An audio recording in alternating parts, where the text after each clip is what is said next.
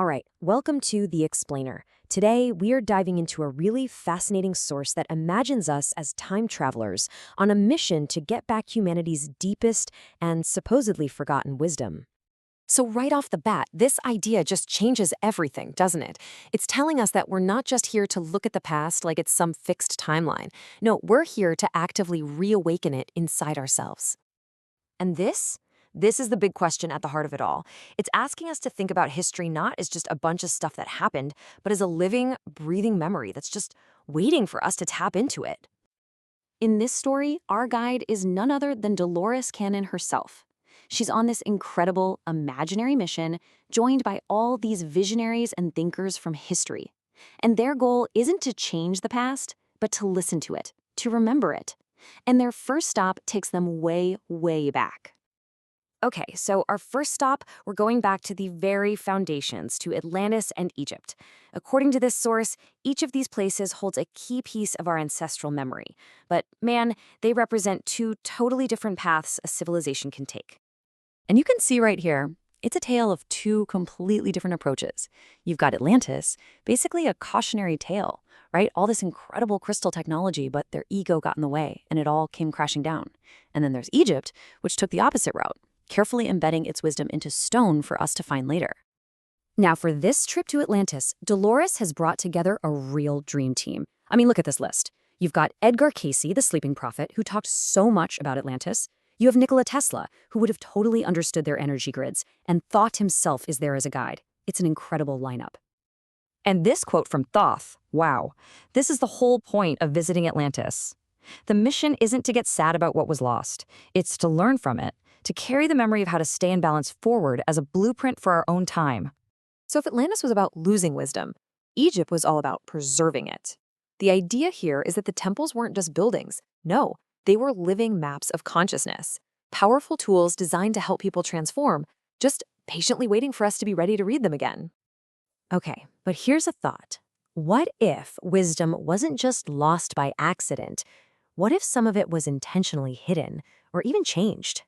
That question is a total game changer, and it leads us directly to our next stop. All right, journey number 2. This is where things get really fascinating. We're looking at how a core spiritual story of the Western world might have been, well, edited. First by what was left out, and then by what was deliberately put in. So you know those famous lost years of Jesus, right? From about age 12 to 30? Well, this narrative imagines him traveling east, learning from ancient traditions to awaken an inner state of enlightenment. The point is that this Christ consciousness isn't an exclusive title, but a state of being anyone can reach. It's a reminder that true power is often built in silence. And that brings us to this critical moment, the Council of Nicaea. This is presented as a major fork in the road. You can see it here. All these powerful ideas like finding God within yourself, reincarnation, the divine feminine, they were all on the table. But the narrative suggests they were pushed aside to create one single doctrine that served the political needs of the Roman Empire. And this quote from Hypatia, who's traveling with Dolores in the story, it just hits the nail on the head, doesn't it? This is not a council of the divine, it is a council of power. It perfectly captures that shift from personal spiritual discovery to institutional control. So we've seen wisdom lost, and we've seen it rewritten. But then, the quest throws this massive question at us. What if our story didn't even start on Earth? And just like that, the whole journey gets a lot bigger. So for our final journey, we're going back way back. Before temples, before texts, before any of the history we know.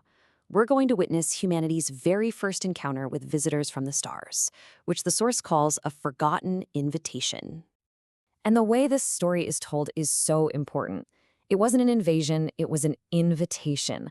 These amazing beings show up, ready to share everything. They wanted to be partners, guides, but then fear took over.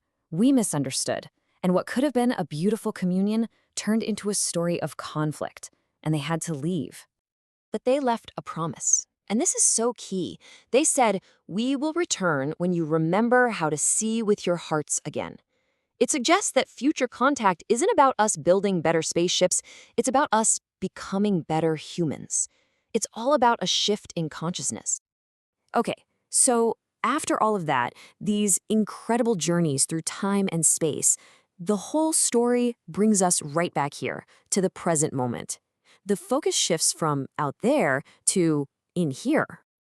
And when you look back, each stop gave us another piece of the puzzle, didn't it? Atlantis taught us about the danger of ego. Egypt showed us the patience of hidden truth. The story of Jesus reminded us of the inner path, while Nicaea showed us how easily power can suppress that truth. And finally, First Contact reminded us of our real place in the cosmos. And it all leads to this. This is the big reveal, the whole point of the quest. After traveling across all of time and space, the answer wasn't out there somewhere. It was inside us all along. We just needed to remember. And so, the story leaves us with one last question, and this one is for you. It turns this whole grand cosmic adventure into something deeply personal, asking each of us, what truth is waiting for you to remember?